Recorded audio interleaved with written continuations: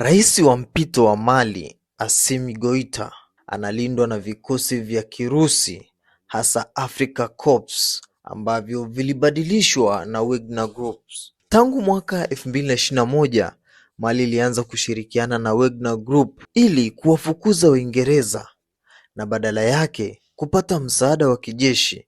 Hii ilijumuisha ulinzi wa viongozi wa serikali, mafunzo ya jeshi na operesheni dhidi ya waasi na magaidi. Baada ya kifo cha Yevgeny Prigozhin mwaka 2023, Wagner ilibadilishwa na Africa Corps ambayo ilisimamiwa moja kwa moja na Wizara ya Ulinzi ya Urusi. Vikosi hivi takriban 1000 hadi 2500 vinaendelea kutoa ulinzi wa serikali na Rais Goïta, hasa karibu na Bamako pamoja na Ikulu. Hivi karibuni Aprili 2026, wakati wa shambulio kubwa la waasi JNIM, vikosi vya Kirusi vilisaidia kuzuia shambulio dhidi ya Ikulu na kutoa msaada wa angani. Goïta alionekana hadharani na balozi wa Urusi na Urusi ilithibitisha kuwa inaendelea kumlinda.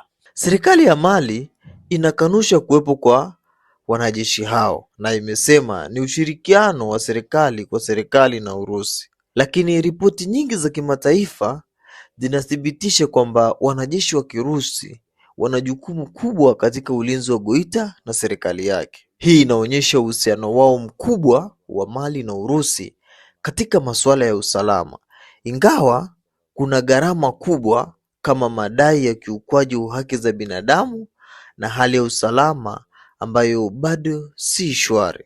Hasa, kwa nini wanajeshi wa Mali wasimlinde peke yao rais wao? Sababu kuu ni udhaifu wa jeshi la Mali na hitaji la ulinzi wa moja kwa moja kwa serikali ya kijeshi. Jeshi la Mali peke yake halitoshi kushughulikia vitisho vikubwa vya ndani na nje vya rais wao ambaye ni Goïta. Anategemea sana Africa Corps, zamani ilikuwa inajulikana kama Wagner wa Urusi, kwa ulinzi wake binafsi pamoja na Ikulu. Sababu kuu zinazosababisha, ya kwanza ni uwezo mdogo wa jeshi la Mali. Jeshi hili linakabiliwa na mapigano mengi kaskazini na katikati mwa nchi dhidi ya JNIM na waasi wa Targa.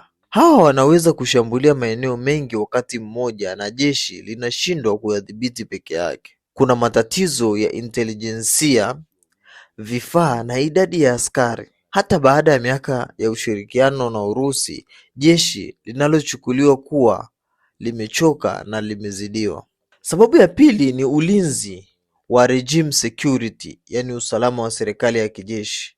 Wanajeshi wa Kirusi wana jukumu maalum la kulinda Rais Goïta na maafisa wa Ikulu. Hili linajumuisha ulinzi wa karibu wa Ikulu, Bamako na msaada wa anga wakati wa shambulio, na kama bima dhidi ya mapinduzi ya ndani au shambulio ghafla. Baada ya kufukuza Wafaransa mwaka 2022 hadi 2023, Mali ilichagua Urusi ili kupata msaada wa haraka na bila masharti ya demokrasia na haki za binadamu. Jambo la tatu ni masuala ya uaminifu na siasa za ndani ya jeshi. Kuna migawanyiko ndani ya jeshi ya serikali. Baadhi ya maafisa wanaweza kuwa na chuki au kutoaminika kabisa. Urusi inaonekana kama mshirika bila upendeleo na anayemlinda serikali iliyopo. Mfano, mwaka 2026, wakati wa shambulio kubwa la mwezi Aprili, Urusi ilisaidia kuzuia Corps na kulinda Ikulu, wakati wa jeshi la Mali lilipata hasara kubwa pamoja na kuuawa kwa waziri wa ulinzi Sadio Kamara. Sababu ya nne ni faida zinazotokana na Urusi. Urusi wana vifaa bora kama ndege pamoja na silaha, mafunzo na uzoefu wa mapigano. Wanatoa msaada wa moja kwa moja bila kuangalia siasa ya ndani sana. Mali inalipa kwa dhahabu au madini na uhusiano huu unaimarisha uhuru kutoka magharibi. Hata hivyo, si kila kitu ni kizuri. Ushirikiano huu umekosolewa sana na kuna madai ya ukiukwaji wa haki za binadamu za hivi karibuni. Mwaka huu 2026, Urusi ililazimika kujiondoa baada ya kushindwa na waasi. Hii inaonyesha kuwa hata Urusi haiwezi kushinda matatizo yote yaliyopo nchini Mali. Hasa, kwa nini Urusi ina nguvu katika eneo hili la Afrika? Urusi ina nguvu kubwa ya kijeshi na kisiasa katika baadhi ya nchi za Afrika, hasa katika Sahel ambao ni Mali, Burkina Faso pamoja na Niger, Central Africa Republican na maeneo mengi, lakini si nguvu kubwa ya kiuchumi au kote barani Afrika. Ni mshirika muhimu wa regime security kwa serikali za kijeshi na zenye migogoro, lakini ina mapungufu makubwa. Nguvu yao ya kijeshi ya African Corps au zamani ilikuwa inajulikana kama Wagner. Hii Urusi ina takribani ya 1000 hadi 2500 askari wa Africa Corps katika nchi kama Mali ambao wako zaidi ya 2000, na ina idadi ndogo katika Niger, Burkina Faso pamoja na Libya. Wanatoa ulinzi wa rais, mafunzo ya jeshi na operation dhidi ya waasi na magaidi. Mfano, utakumbuka Mali walisaidiwa kuzuia shambulio la Aprili mwaka 2026. Urusi ina miujiza mikubwa ya silaha barani. Karibu 40% za Kiafrika zinatoka Urusi, hasa Algeria pamoja na Egypt. Inabadilishana na madini, mfano dhahabu pamoja na uranium na mikataba ya madini. Mapungufu ya hii hata Urusi ilishindwa wakati mwingine, kama kushindwa katika Kidali mwaka 2026, na ina madai mengi ya ukiukwaji wa haki za binadamu kama nilivyokueleza hapo mwanzoni. Nguvu yao ya kidiplomasia inafungua balozi mpya. Inapanga zaidi ya miezi minne mnamo mwaka huu 2026 kuhamisha wafanyakazi wake kutoka Ulaya. Inatoa scholarship, hizi zimeongezeka mara 3 kutumia kanisa la Orthodox, na inashiriki katika BRICS pamoja na nchi za Kiafrika kama Ethiopia pamoja na Egypt, na inajiandaa kwa Russia Africa Summit ya mwaka 2026. Pia inatumia propaganda na mitandao ya kijamii kuwashambulia magaidi, hasa Ufaransa na USA.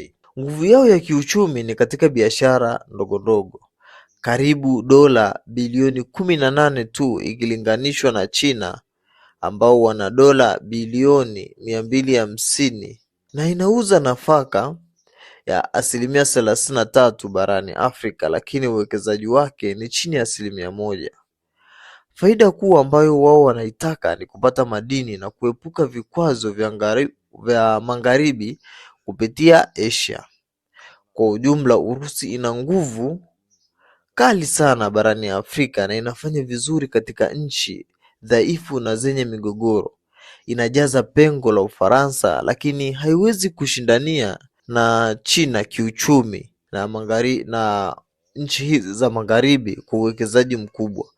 Faida zake ni za muda mfupi na zinategemea serikali ya kijeshi.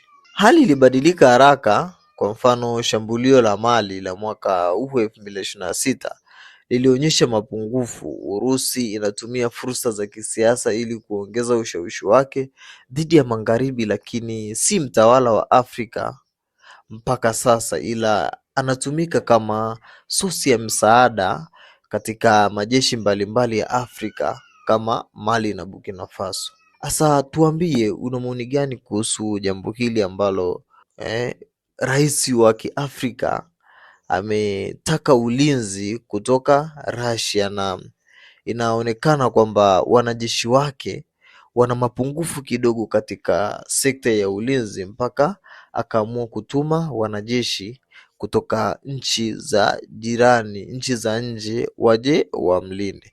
Tuambie hapo kwenye comment section maoni yako. Pia usisahau kusubscribe na kuturn on kengele ili uwe wa kwanza kupata taarifa zetu kila mara tunapoziweka.